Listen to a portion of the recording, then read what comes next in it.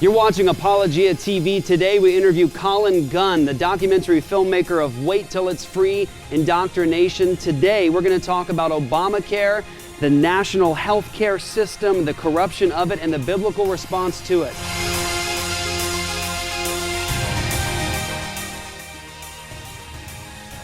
What's up, guys? Welcome back to another episode of Apologia TV. You guys can become all access at apologiaradio.com. Get all of the television episodes, the after show. You can get on the pastor's couch. That's where you get it, apologiaradio.com. Don't forget to subscribe to us. Subscribe to us on iTunes and on YouTube. Apologia Studios on YouTube. That's the bear. What up, though? What's up? That's the girl. Hello. Because she's a girl, I'm the ninja, right? It's true. Yes. All right, so we have a very exciting show for you guys today. One of my favorite documentary filmmakers, Colin Gunn. We love the film Indoctrination. Yes. It is fantabulous, wonderful. Thank you. Indoctrination is amazing. If you haven't seen it, go get Indoctrination. It's an amazing film. It's about our responsibility as parents to disciple our children, to educate them, to teach them. One of the things that we're facing in our nation right now is the government's control of education and discipling our children. And it's amazing. Just trust me when I say this to you. You need to see Indoctrination. If your children are in public schools, I think it'll open your eyes to a lot. And so I want to introduce to you guys for the very first time on Apologia Radio, Mr. Colin Gunn. Hey guys, thank you for having me on the show. I've been looking forward to talking to you today. Oh, see, this is like 10 times as good as any interview we'd ever done because of the Scottish accent. I've been looking forward to listening to you. He said, "Thank you for inviting me to the show." You'll soon get tired of my accent. No. Never happen. Never happen.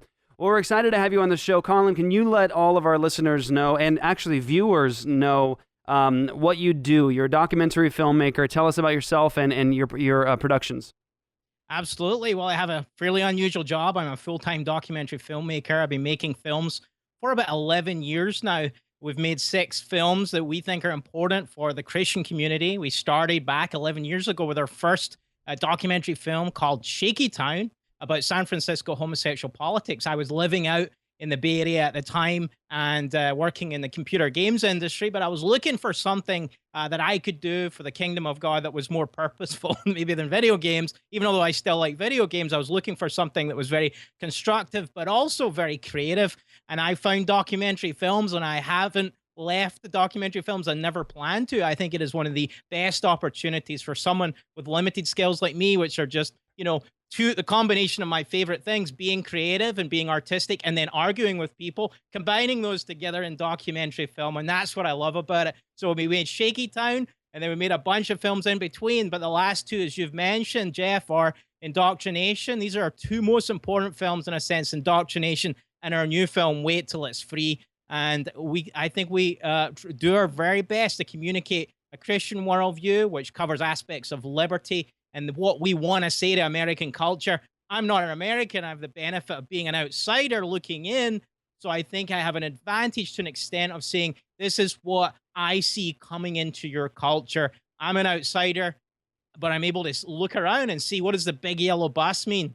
That's the film Indoctrination. In our case with healthcare, how can we contrast socialized medicine that we have in the UK with what we're having here under Obamacare? So maybe an unusual type of career, but I think I hope at least that it's profitable for the kingdom of God. Absolutely, and very, very important. And I think what's unique about this is just the perspective that you have, Colin, when you talk about coming from Scotland and coming over here and looking at it as an outsider. You have in Scotland socialized medicine and medical care, and so this new film you have, Wait Till It's Free. I got a chance to review it. It is absolutely wonderful. You do such a wonderful, wonderful job, and I mean that.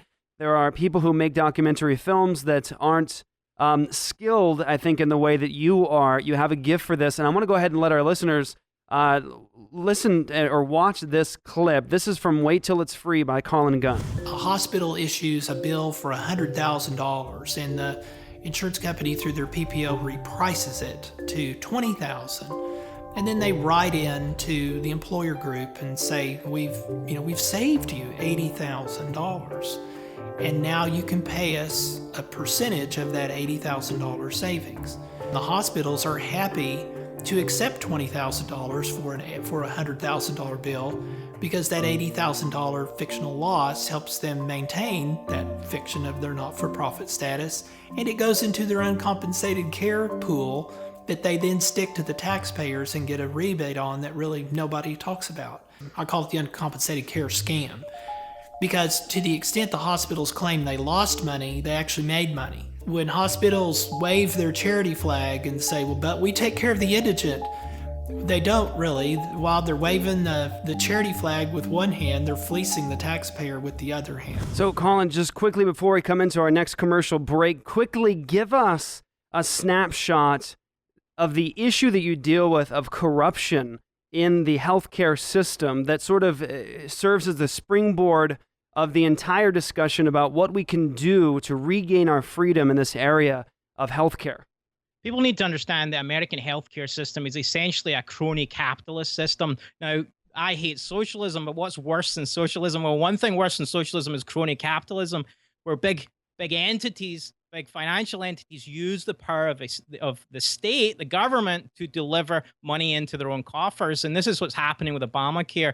The insurance industry and the medical establishment used Obamacare. Of course, Obamacare forces people to buy the products that they didn't want to buy in the free market, but now we're forced to buy these insurance policies. And for most people, they're not to their benefit. And this is what we're talking about in the movie Wait Till It's Free. Free healthcare is a big problem. The problem is we fall back on the third-party pay system as well as the government model. And so our American system, there's reasons why it's expensive. And you had Keith Smith there, who's a libertarian doctor, explaining why it is so expensive. The way we've decided to do it is what makes it expensive. We're going to be right back, guys, after this break with Colin Gunn, documentary filmmaker with Wait Till It's Free, apologiaradio.com. Back on Apologia Radio, Apologia TV. Want to encourage you guys to go over to apologiaradio.com. Check out the All Access, where you can get not just this television show, but the hour after show we're going to do with Colin Gunn, really expanding on these issues. You'll be able to get that every week on all of our shows, on top of all the other content by becoming All Access. So again, Colin Gunn with Wait Till It's Free. It's such an important discussion to have. Colin, we've done shows on Apologia Radio regarding the ethics behind Obamacare from a biblical worldview, that it is simply immoral as a system. And so I was really encouraged about your film because you weren't just talking about the corruption in the healthcare system and in government by getting involved in healthcare, but you were also talking about how do we actually solve this problem. And so you can't beat something with nothing. And I like that you didn't just leave it sort of with the we're in trouble, the floodgates have opened, and now National Socialism and all the rest. You talked about what we can do now to engage this corruption. But you were finishing a thought before we went to our commercial break. Go ahead and finish that. You were talking about the corruption in the system. Well, what we've done, the way we've designed our American system, is to the disadvantage of the patient, and also the doctors themselves. The doctors take 9 cents of the dollar off of all of our medical payments, so there's a very small part of it. Medicine, as we pay for it, or really healthcare, has become this massively expanded thing, including insurance companies and the executives that work for the insurance companies, and then, of course, government and government waste. There's a lot of problems in healthcare, and healthcare doesn't need to be expensive. And of course, the Affordable Care Act came along and just doubled down on all of the bad ideas that we already had, which was the over-reliance on the third-party pay system and the intrusion of government into the healthcare market. We believe that the solutions are right there, and we need to do a form of an exodus that we've done in the public school system already, as Christians have got together and have left the system, established Christian schools and homeschooled. we're looking at the healthcare system right now, and to escape the corruption, to escape the control of government, we're having to think about things that we can do. So our film is optimistic in that sense, in that we offer the alternative to the government model or the over-reliance on the third-party pay model. So that's what our film is essentially about. Well, I want to have Joy and Luke jump in here, but it's interesting that you said that, Colin, about what we have to do as Christians in essentially establishing what is just and righteous within society. And it's cool, guys, if you look at a survey of Christian history and church history, when you look in the first, say, 2-3 centuries of the church, and you look at what was happening in Rome, Rome couldn't even handle the issues of justice. They would have like backlogs of 10 or 20 years to seek justice in a conflict. And so Rome began to actually look to the church for the issues of the delegation of justice in society, because we were doing it so well, because we could handle this mediation in a way better than the government could. Isn't that amazing? Yeah. And so how do you solve this problem as Christians? You demonstrate righteousness and justice in a society. This is how you live as a society, and you begin to do it, and the world looks in. When their system is crumbling, they look over to the church and they say, well, look, they actually are doing it right. And they look to the church. So go ahead. Well, Colin, I love how you named it, Wait Till It's Free. I mean, it's obviously an ironic title, if you will. So talk about that a little bit. I mean, obviously, we would say that the government is stealing from the American people to pay for this insurance. It's really not free at all. It's costing us all something. Even if you don't even have Obamacare, it's still costing you something. Right. So the idea, wait till it's free, is, well, just wait until you get free healthcare. Consider the cost, and the cost is massive.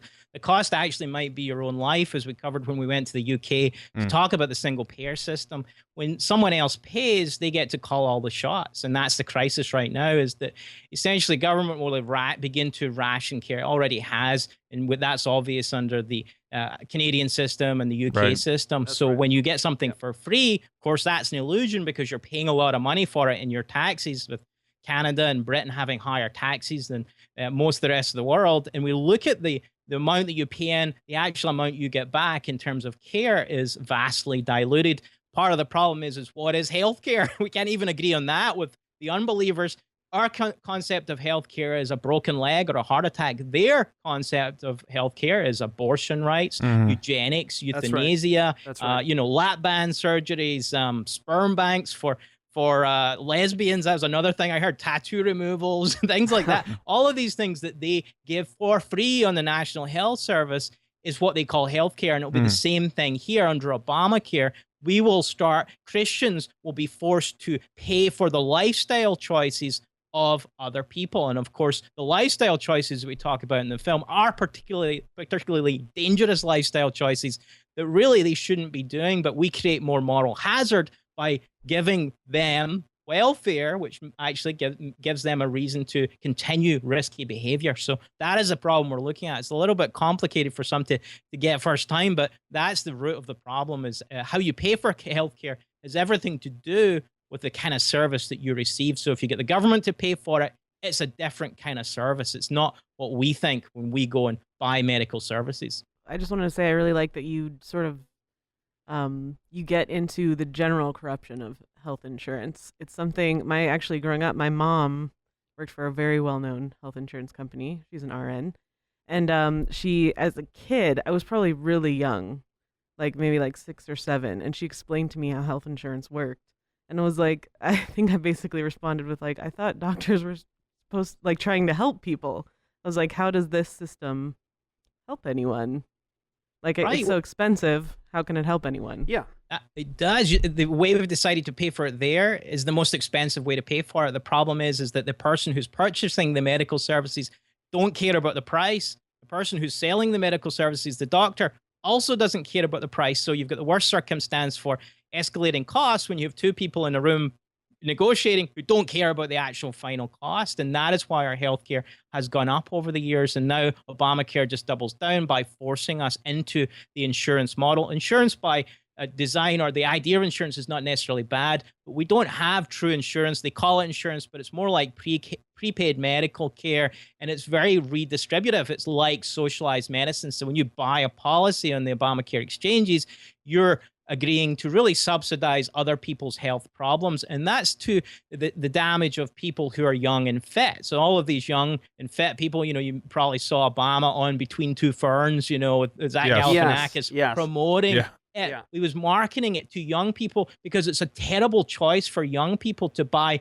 $500 worth of health insurance. They will not use it. They may, in rare circumstances, need it, but generally speaking, they don't need all of these medical services. Therefore, the sick people who get the deal of a lifetime where they're able to buy insurance with pre-existing conditions, which that would never exist in the free market. That's a big rule of thumb. Would it exist in the free market? And of course, with Obamacare, none of it would. So that's what when we're talking about insurance, we're not just anti-corporatism or anything like that. We're just showing that it's not real insurance anymore. It hasn't been for quite a few years. That's right. Let me play another clip from Wait Till It's Free that sort of engages this whole discussion that we're having right now. This is from Wait Till It's Free.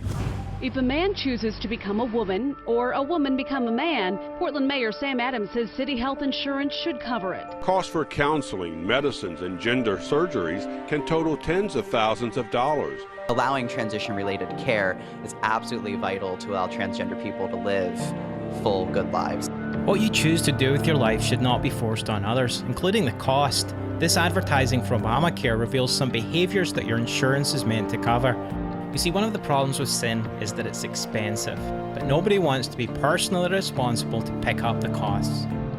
This assault on choice even extends to private enterprise. Lawyers for Hobby Lobby argued against the mandate in the federal health care law that it must provide coverage for employees, including access to the morning after pill. They're not against providing health insurance, but this to them is immoral. All right, guys, so that was from Wait Till It's Free, and I think that really engages the issue that we're talking about. Am I right?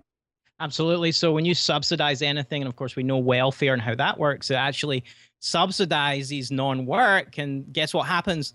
More people don't want to work because the welfare is there for them. So the safety net encourages, and you get more of what you're trying to stop. You get the corn subsidies, and then we end up with all this corn. And guess what happens when you subsidize healthcare? You get worse health. It's a crazy thing, but it's true. And we talk about it in the film when we went to my home country of Scotland, which of course is famous for terrible health, alcoholism, and heart disease from bad diet and all the rest of it. And we go into that because we're talking about the issue of moral hazard, that if you subsidize lifestyles and there's no consequence, small financial consequences, even in healthcare, we talk about the ambulances over there being used like a taxi service because it doesn't cost anything to use them. If it was $5 or £5 over there, there would be a discouragement on using that service. So it only makes sense if you bring in the proper economic model.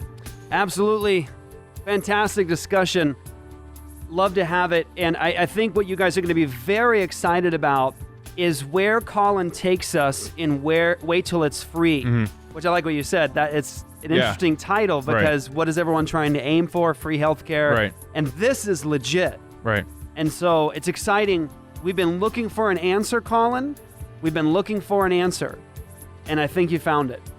And that's what excites me about this is just that point. I think we now have a real, meaningful solution that is just and that is righteous in a society. And so be right back, guys. Apologia TV with Joy the Girl, Luke the Bear, and me. Be right back. What's up, guys? Welcome back. Apologia TV. This is the last segment of our television show, and so you're going to get more from Colin Gunn and hear us at Apologia TV and discussing the real solution here in our after show. All of our All Access members get access to that after show. So if you want more after the show, pick us up over there. But Luke, you mentioned someone just tweeted us. Apologia. What's our Twitter account? What is it? Is it It's Apologia Radio. Is it Apologia? Is it not Apologia Studios? No. Okay, Apologia Radio on the twerker. Okay. They twerked us. Okay. They sent us out a twerk. Yeah. What was it? They asked what a Jesus juke is. All right. Do you want to explain a Jesus juke, Joy? Do you want to give that a? You want to do that? I don't know if I have the best word. Well, let's see.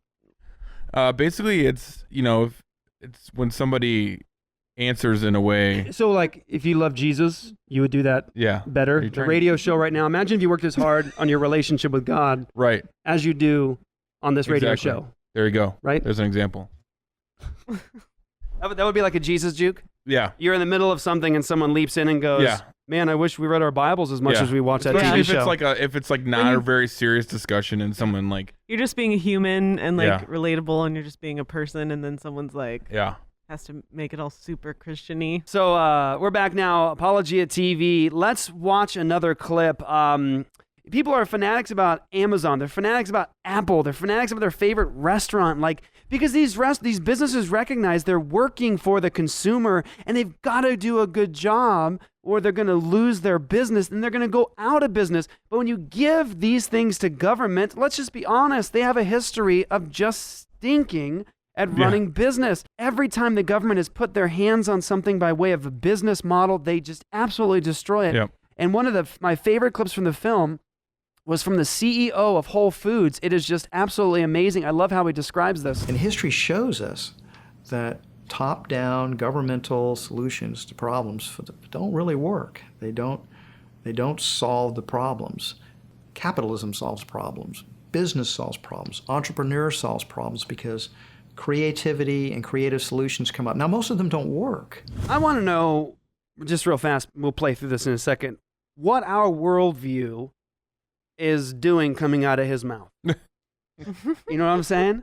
You think about that, like, right? Like, right. You know, right. People producing, it's their product, it's their thing, they own it, right? They have to be wise stewards of it and produce, and they have to be responsible for what is theirs, and it belongs to them, and they can grow it and it can flourish. You don't just say, hey, that you need to share that with everybody. You know what I'm saying? I mean, as Christians, of course, we need to take care of the poor. That's our worldview. Take care of the poor, the widows, the orphans among us. Make sure that we're taking care of people, lifting them up. But you don't simply say, hey, they're making a lot of money. Let's take some from them. Yeah. Or let the government control it. That's just, so here is the CEO of Whole Foods. I'm a fan, by the way. I got this from Whole Foods today. I got this Right from here. Whole Foods This is Whole the other Foods. day. Right here.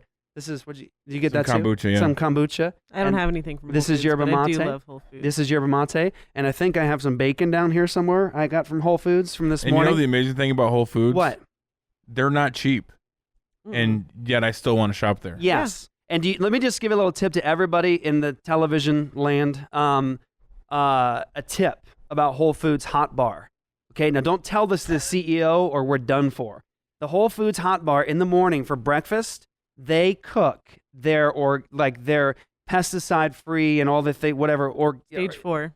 Straight up awesome bacon. And so it's just huge loves that. thing of bacon. And they just pre-cook it, and it's basically cheap. Just go there and just take the tray and dump it. A vat of bacon. It's amazing. It's amazing. All right, here's more from the CEO. There's a lot of failure.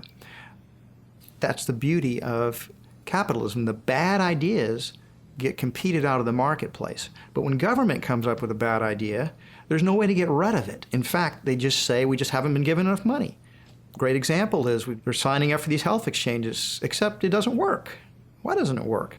Because government fundamentally doesn't work very well. It doesn't come up with good solutions. I mean, we all have this experience from dealing with governmental agencies, and we see how that works compared to how it might work if you're dealing with someone like Amazon.com, or you're dealing with Whole Foods Market, or you're dealing with Apple Computer. We have not had a healthcare system for 70 or 80 years that's truly a free market healthcare system.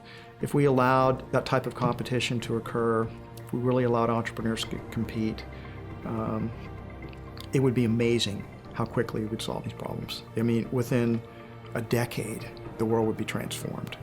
Awesome. That was wonderful. Colin, can you speak to that issue for us?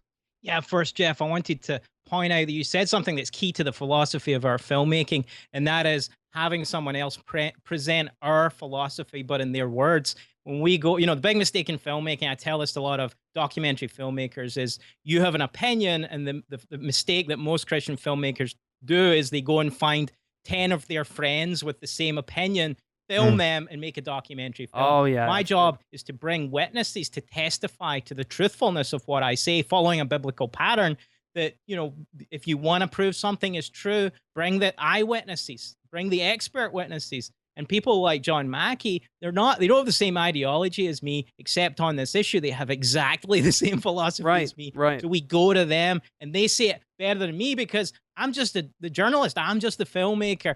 These guys have the eyewitness experience of running a big business, and also in his sphere, relating it to health as well, personal responsibility. So unbelievable. And of course, someone like him can talk very clearly about the merit of the free market. He's in the free market, and that's the analogy of our film. Food is essentially the diner scene. That is the analogy that we present people in our movie, with the argument that healthcare should be as simple, conceptually, as simple as going into a diner and buying a meal. And it's nothing like that at all.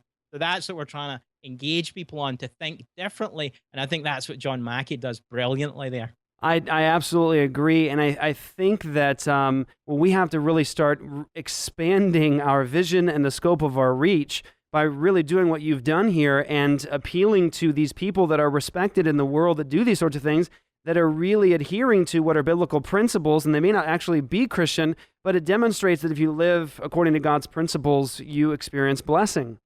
So I appreciate that. Well, absolutely. Our films are full of people that are a vast variety of worldviews, but they have it right on this one issue. And so that's important to us. If you make the mistake of just presenting yourself as the authority, that's not what we want to do with a documentary. I'm not the authority. I'm not the expert. I go find those people that can speak truth to these issues. And we were able to do it and have over 30 people in this film that are able to speak truth to this issue. Now, Colin, I want you to give our viewers just a little taste.